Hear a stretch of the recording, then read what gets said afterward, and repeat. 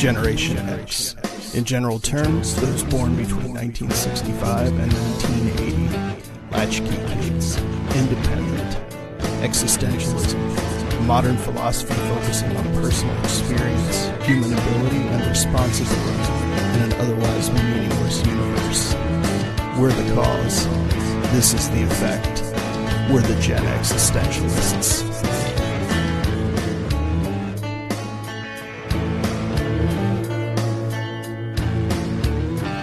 Welcome in. Welcome back to the Gen Existentialists. My name is Scott. I'm Bunny. And we're here for the next 20 or so minutes. We're going to talk about things from a kind of strictly Gen X point of view and lay some wisdom down on you. We generally start things off with the Mega Wheel the Magnificent, that is. We've got over 500 different questions, topics, and things that we will wax poetic about. If you've got anything you would like to share with us, by all means, email us. Wherever you picked up this podcast, there should be an email address for us right there. And if you send us something cool enough, we will skip Mega Wheel the Magnificent and just answer your question.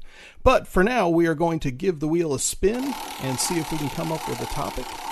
And the wheel is spinning and spinning. And of course, with over 500 topics, God knows it takes a while for the wheel to slow down. And Bunny, you're going to be first up. And your question is, when did you last sing to yourself? I sing to myself all the time. Normally, I guess the last time I sung to myself was probably last night before I went to bed. And what I do is I sing blasphemously horrible parodies of real songs. Nice. Yeah, I never really sing an actual song to myself. I'm not a hummer. My wife's a hummer. I'm not a hummer. But boy, when I think it comes from spending so much time alone. For the longest time, I've worked solo at home for close to 15 years now. And a lot of that time, pre-pandemic, my wife just worked normal 40 hours a week. So I was just left to my own devices alone a lot of times. So to fill the dead space, I would just blurt out lyrics of questionable nature. Just self-entertainment. Yeah, just to make myself laugh. So I'm an easy guy.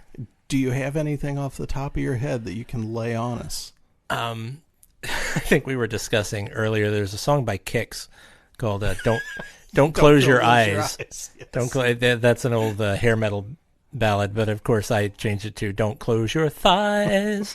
Yeah, and it got worse from there. So this is the mind of a 12-year-old and the body of a 50-year-old. Sorry, guys. Sorry, ladies, I'm taken.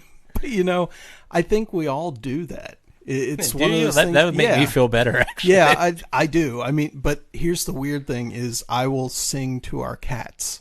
Okay. And not necessarily, don't close your thighs or anything of that nature. That might be inappropriate. Like I will sing odes to the different cats based on whatever song happens to be dancing around my head at any given time.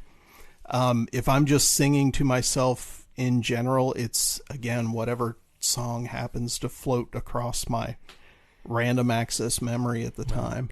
That was an interesting, if short, question. Yeah, I mean, we're not going to be able to drag much more out of that, so we're going to give the wheel another spin. Nothing that can be broadcasted, right? Yeah.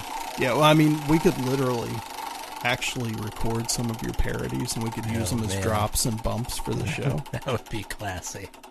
And that is not a good topic. We're going to skip on to something else. Oh, boy. Did we get a horrible one? Well, it wasn't horrible, but it was a topic that I didn't think was pertinent and wouldn't give us a whole lot to go on. So, currently, I'm not sitting next to Scott, so I don't see what he's seeing, so I have no idea what just flew past. Yeah, we're kind of, if you picture a recording studio, take it down about 10 notches, and we're just sitting across from each other, facing each other. Yeah. It's not like there's any studio glass separating us or anything like that. So we do have our next question. Mm-hmm. Breakups. Breakups. The worst that you've had, and who initiated it? Well, I'm notoriously the guy who gets broken up with. So I didn't initiate too many breakups in my lifetime, although I've had quite a few relationships. It always seems to go the other direction. Worst breakup. I've had some doozies, but I would say probably the time that I'm not going to name names to protect the guilty, but there was a time that you yourself actually helped me move from a situation. That's the immediate one that came to mind. See, and that's in my top three. It still burns me that you didn't let me keep the sign hung on the door. Yeah, there was a happy birthday banner that was a happy birthday or Happy Merry New Christmas? Year, something Happy New Year. That's what it was. Happy New Year. Yeah, it was a Happy New Year banner, and Scott wanted to leave it draped across the front door of the place I was leaving. Here's the perfect thing, because Bunny called me, hey, can you help me move stuff? I had a pickup truck, always willing to help a friend. Went over, we did it, and the Happy New Year sign was still hanging in the apartment. And I didn't ask. I just took it and hung it on the door so that his ex, when she came home, that would be the first thing that she saw was Happy New Year. And to also give us something good, like, hey, this is how we're leaving things. Happy New Year. Sorry, I put the kibosh on that. Yeah. That still kind of irks me that you took that down. Yeah, but that was one of the true like movie style breakups where everything was on in a box waiting for me, kind of to get the hell out. See, I didn't even know that. I didn't ask any details. It was just like, it's time to go. Let's evacuate. Move the stuff. Yeah. So, not my proudest moment. How about you, Scott? I haven't had many breakups. I haven't had many relationships. I mean, my marriage to my wife is well beyond 20 years, obviously the longest. The man's a saint. Yeah. But prior to that, I didn't have many serious relationships. I had sort of, hey, we're kind of together, we're going out, we're doing stuff, and then just gradually coming apart. And especially in my youth, I think it was because I was so focused on other things. If it was a matter of band practice or go out, I'm going to band practice. Ludicrous. Well, it was, look where it got me, but that was my take on things. Yeah. I wasn't so enamored of the idea of being in a relationship. It wasn't something that I focused on. Okay.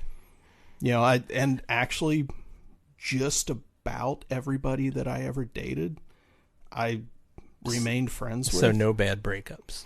Nobody told you to get the hell out. No. No, because I never moved in with anybody. I never went to that level that you did, of moving in with somebody and kind of doing the domestic thing. We're cohabiting. Yeah, I didn't go that far. Partially because being diabetic, I didn't want to thrust that on someone. I didn't want to bring someone into that part of the world unless they absolutely needed to. So and partially because I never got that serious with anybody. Okay. Yeah, it was just kind of one of those things. Well, what a dud of a question. Well, it was good for you because I still think about that every once in a while. Yeah, that I figured I'd bring that one up because that's the one you were most involved in. But yeah, it wasn't fun by any means. But, no, but I appreciate you being there. Yeah, Thank you. And the sign. I shouldn't have even pointed it out. I should have just let you see it in the mirror or something as we were driving away. Yeah. Or tell you afterward, I didn't let you see it, but guess what I did? Yeah, I figured, things were bad enough as it is. So, why rub salt in the wound? Because sometimes that pain is the way that you clear the sinuses. Oh, is that? Yeah, just clear the debris out and just like a neti pot full of Mountain Dew. Yeah, set the flash fire, let everything burn down. Okay. Slash and burn, man. Slash and burn. All right. If you're broken up, you might as well just clear everything out. And it was positive. It was wishing her a happy new year. There was nothing derogatory in that. Of course not. So we're going to spin Mega Wheel the Magnificent again and see what we come up with. We're spinning and we're spinning. And who put this on? What 3 non-electric or non-automatic items would you take on a deserted island? Well, if I took an electric or a or a plug-inable item onto a deserted island, I would be a buffoon. Number one.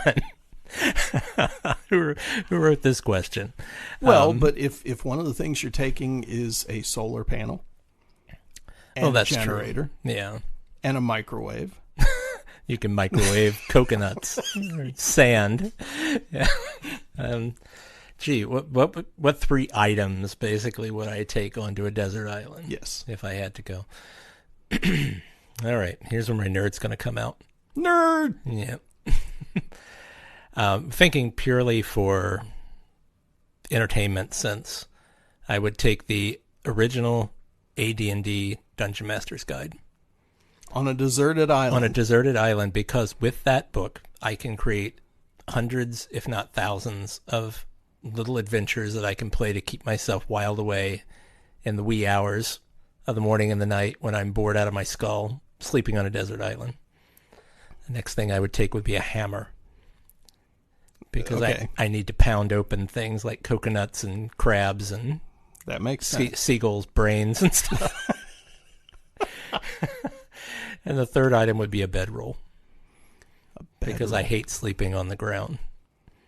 Okay, got it. That's it. That would be my 3. I'm still weirded out by the book. Really? Yeah, a little bit. But then again, there's some value to that. I wouldn't take that. I would probably take my well-worn copy of the Tao Te Ching, the Mitchell translation, just for solace and as a reference. I take my solace from slaying dragons. Just joking. And hey, that's valid. What 2 other things would I take? I would take a box of glucose tablets, and I would take a 3-month supply of insulin. Because it's not going to be a long stay on the island. Well, I mean, here's the thing. If I don't take that stuff with me, I'm dead within a reasonably short time anyway. So understandable. Yeah, I'm not going to have a refrigerator, so after a while it's going to go bad anyway. And dig a hole, soldier. Dig a hole. So that was kind of some of the topics on the Mega Wheel of Magnificent are better than others. So we want to give it like another days spin. In life. Yeah. Yeah. Let's take another one, and we're spinning and we're spinning and we're spinning. It's one of the potential pitfalls of the way we're doing the show too. Of course. Is that if Mega Wheel doesn't play nicely with us, we're kind of. So this is an interesting one because we're both 50. Yes. And we've made certain life choices. So this question is, do you ever want to have a family of your own someday? Someday being for us, like someday was like 20 years ago. 20 or 30 years ago, yeah. Do you ever regret not having kids? Yes. Really? I do. Why? I don't. I guess that opens up the can of worms that we're both married. Yep. To lovely ladies, but we do not have children. Neither one of us. Nope. I grew up as an only child, so I was kind of used to not having siblings around and all that. But the more here's where I'm going to get the okay boomer take from everyone. We're not boomers. Yeah, is that seeing the state of the world. Yeah. And seeing how well some of my friends and classmates have done with their children, I think I and my wife could have made some really remarkable people to add to this mix, and could have given them a really fun life. But we weren't able to go that way, so it's neither here nor there. Water under the bridge. Yeah. I never wanted kids. I don't hate kids, but I don't like kids. I don't like hanging out with kids. Once kids grow to the age of like teenagers, I can handle them. I can be around them and talk to them as long But as then they don't want to be around you. Yeah, probably. As long as they're reasonably intelligent. But like the idea of taking care of a baby never appealed to me. And being a type 1 diabetic, there is a genetic component to that. I didn't want to pass that along.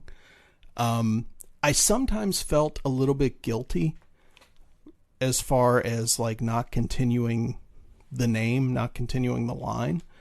But I've got a cousin and other folks that have done so. So it's not like my last name is going to run out just because, I died without kids. And it's just one of those things. Not everybody has to have kids. I do not feel unfulfilled because I didn't have kids. Up to this point, I've lived a good life. I'm going to continue living a good life. If I had had kids, I would not have the stuff that is surrounding us here in the studio, for example, because a lot of the money that went for this equipment and the things I do playing music would have gone to support the kids. So I don't feel the least bit guilty about that. I don't feel the least bit bad about that. Like you, I was an only child. So maybe I'm a little bit selfish about my time. I grew up, entertaining myself a lot of the time, doing things I wanted to do. And maybe that had something to do with it too. I don't know. But like you, a lot of our friends, people we went to high school and college with, have kids, have great families. Yeah, they're doing a good job. Yeah, and they're doing probably better than I could have, because I never figured I would have the temperament or patience to be a decent father.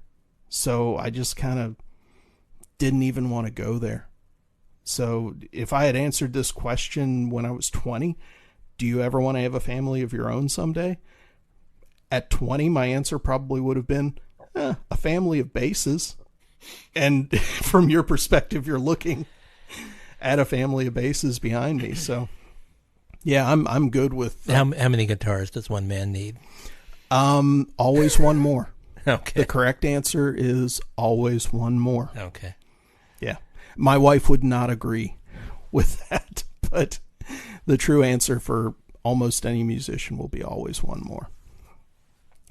So, do you want to give it another spin? These have all been short ones. We'll do one more short one to wrap up.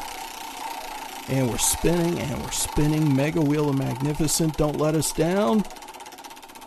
Our final topic for this episode, it's going to be a quick one. It's another one. We could spend a whole episode on this, but quick take. How do you find meaning and fulfillment in your everyday life? How do I find meaning and fulfillment in my everyday life? Yeah. A how-to guide. Yeah. Here's a quick answer.